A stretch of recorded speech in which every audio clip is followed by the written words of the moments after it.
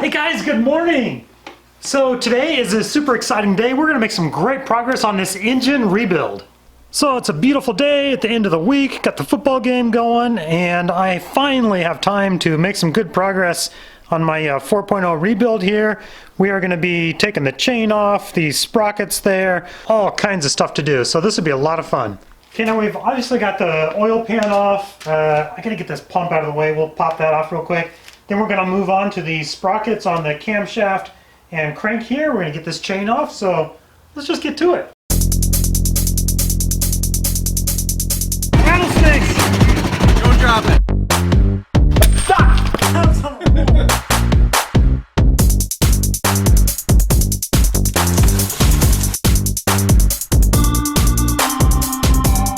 So I'm going to take the oil pump, get it out of the way here real quick. One thing to pay attention to, if we're going to be replacing the oil pump here, but we're going to be using the same oil pump pickup. If you have to replace the pickup on this, or your height of your oil pump pickup is going to change at all, be really mindful of where the bottom of your oil pan is so that you make sure this pickup isn't running into the bottom of the oil pan if the height is different at all. Just something to pay attention to. When we're all done and putting it back together, you can dry fit it, put the oil pan back on there, make sure you have enough clearance, but just something to think about.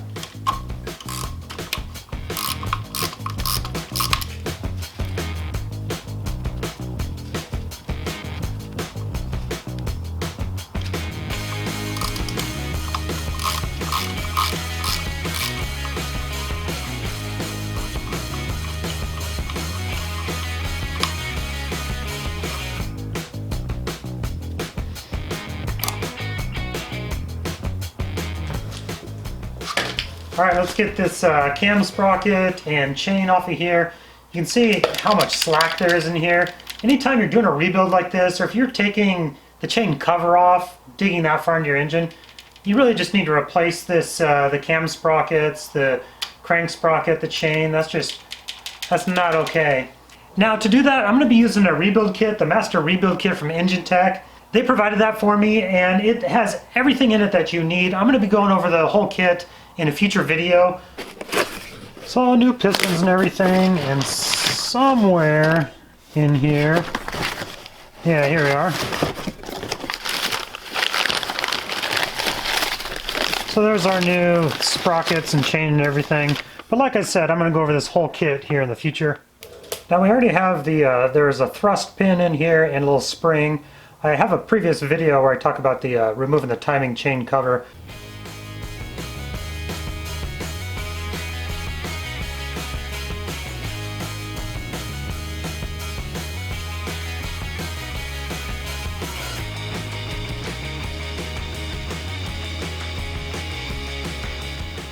If you're taking your timing chain cover off, keep an eye out for those. Let's take this bolt off and the sprocket.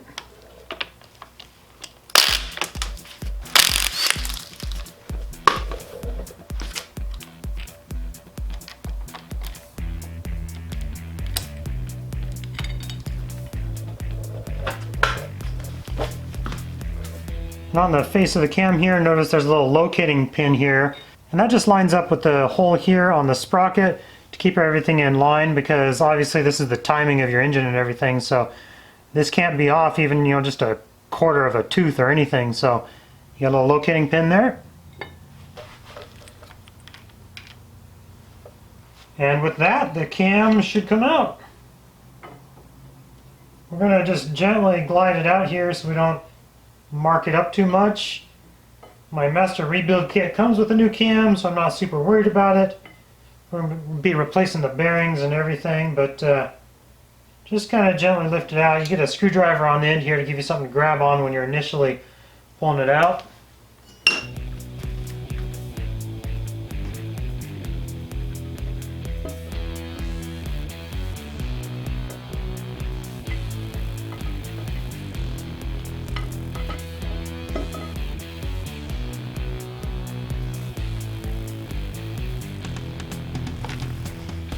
And there's our camshaft. And you'll notice the cam has 4 journals, 1, 2, 3, and 4. And then these are all the lobes for the lifters.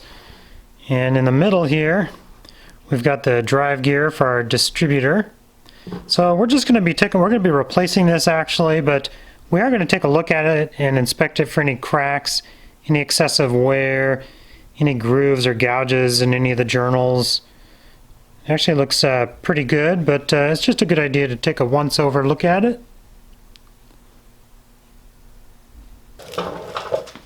Alright, you guys remember from my previous video where I took the head off, took the rocker arms, the push rods, all that. I was trying to get the lifters out, but I couldn't get them out because they're just all gummed up on the bottom. Sometimes they'll get stuck in there. Well, now that we have the camshaft out of the way, take a look here. You can see the bottom of the lifters. We'll just take them out this way.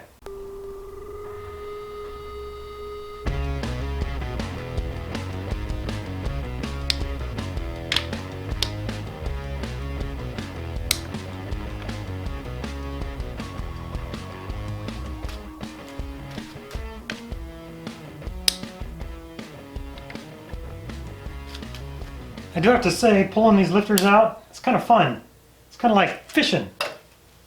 Keeping them in order here, not that I'm going to reuse them, but I don't know, just habit. But anyways, so you take the magnet and you drop it down in there and it's like, oh, I got a bite. You feel it grab, you pull it out, hey, I got one on there. You got to kind of, because they're kind of stuck in there, got to kind of wiggle it out a little bit. I don't know. It's like fishing and getting a bite every time.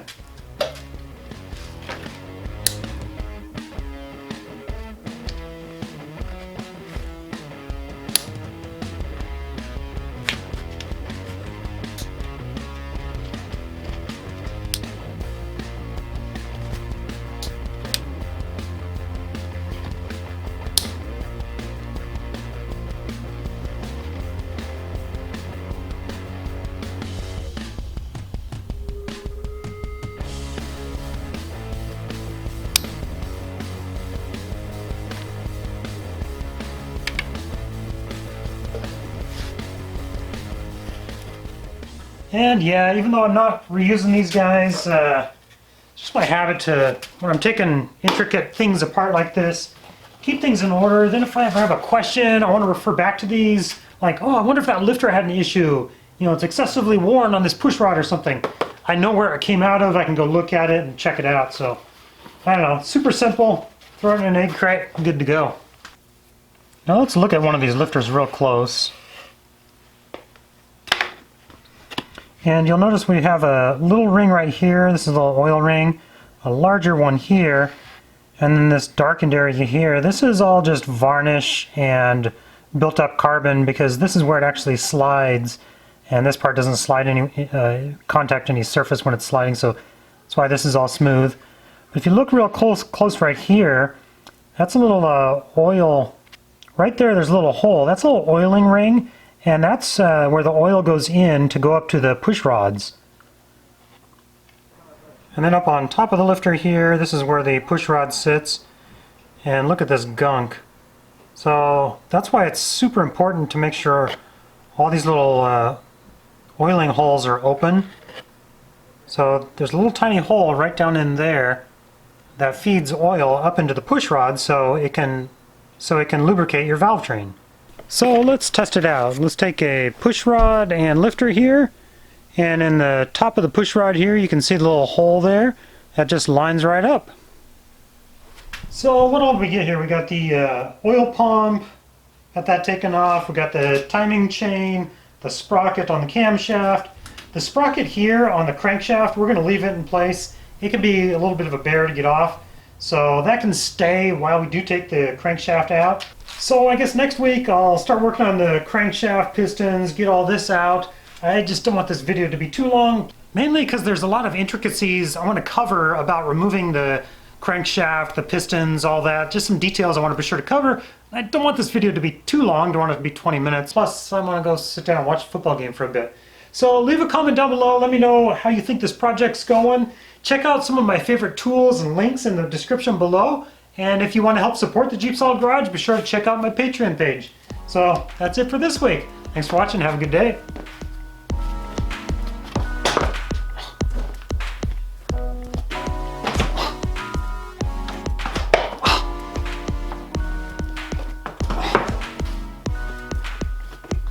Ah!